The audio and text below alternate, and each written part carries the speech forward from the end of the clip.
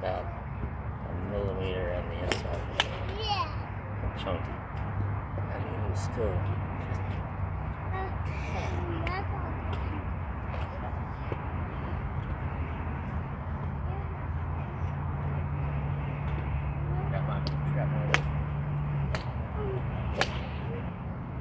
Yeah.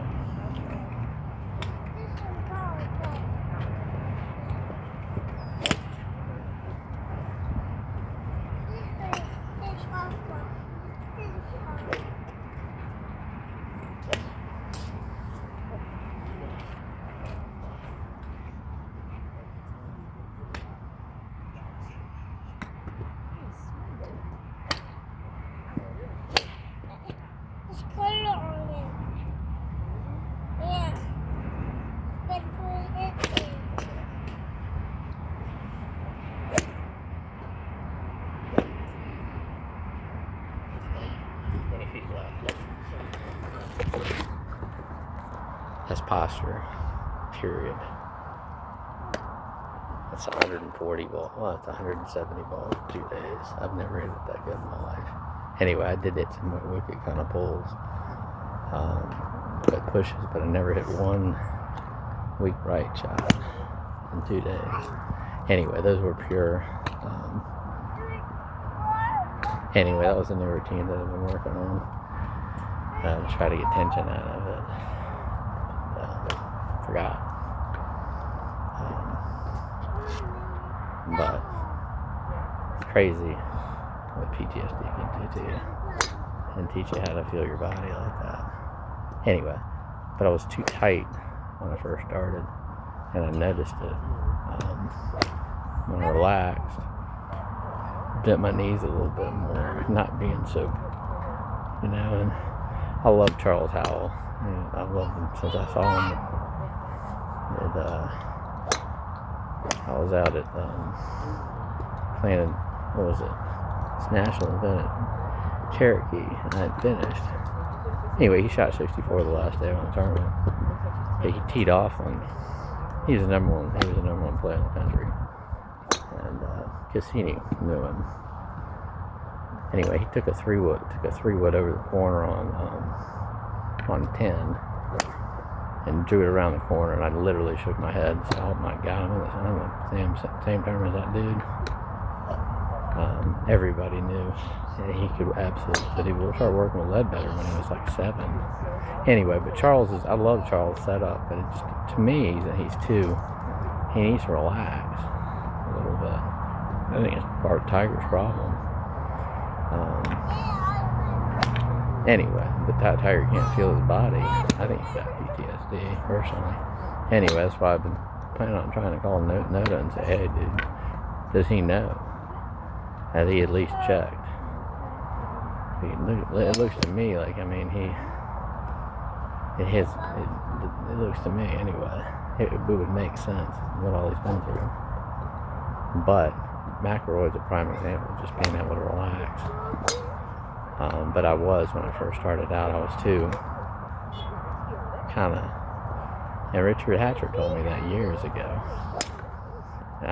But that's me, because my posture so I was always trying to hang on to it to either hit a cut or just try to square the club face up with that damn lag drill.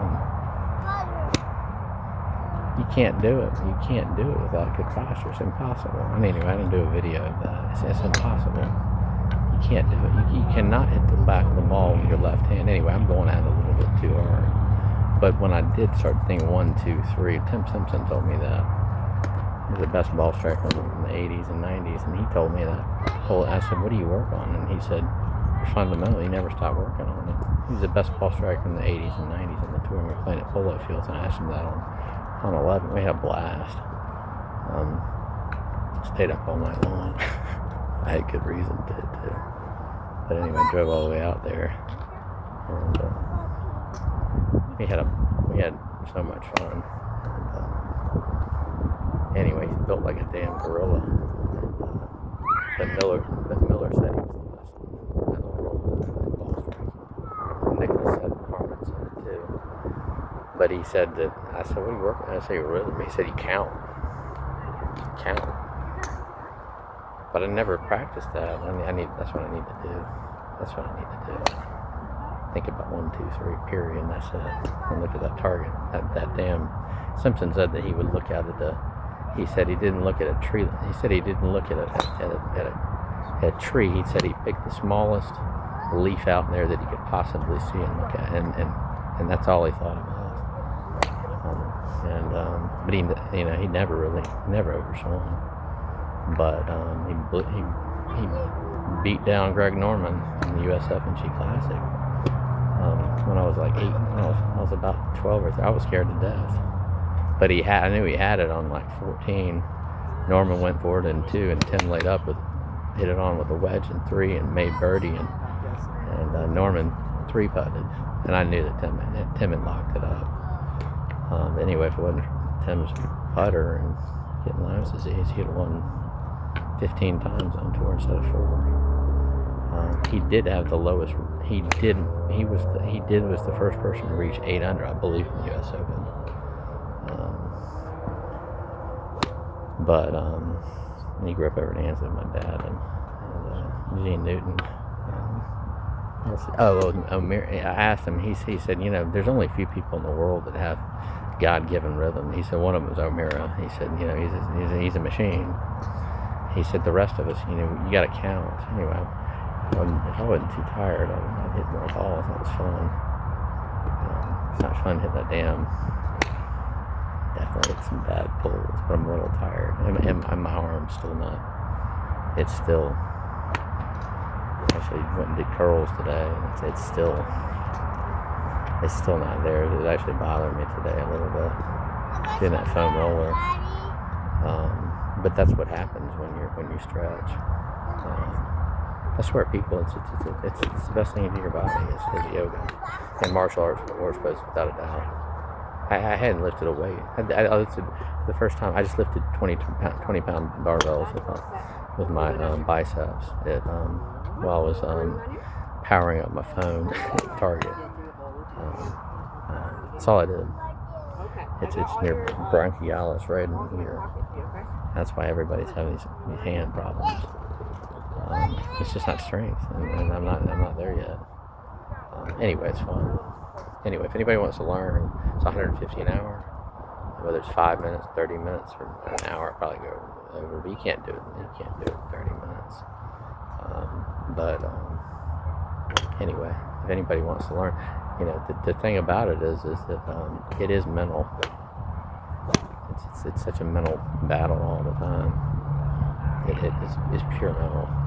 I was, when I first started, I got that video of it. I was holding on to it. I was too like this. And when I loosened, I just remember I just started. I was like, wait, hold on for a second. Just relax and pull out this small head. All of a sudden, it just started hitting it better, not thinking about it. And I think we all do that. Nicholson is a prime example of it. He's always flipping his hands. He's got those soft hands. Anyway, I'm a little bit tired, but those were definitely about 6 or 7 the best. Those were the best 6 or 7 shots. Although I missed a couple that I've ever hit in my life.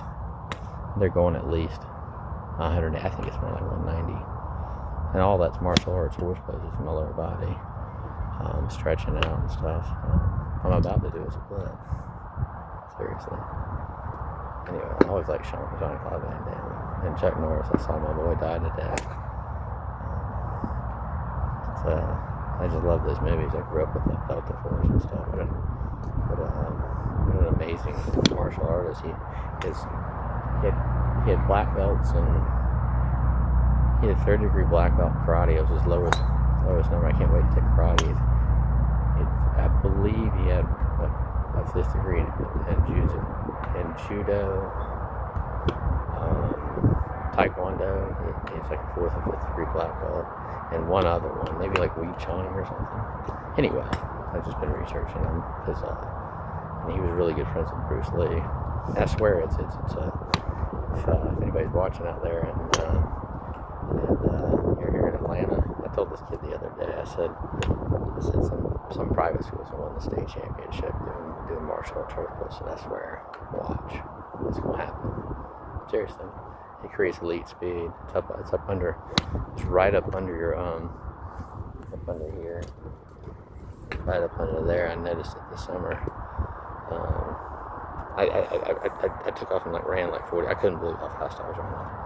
Seriously, it's functional body. It's your body. Anyway, if anybody wants lessons, golf lessons in Atlanta.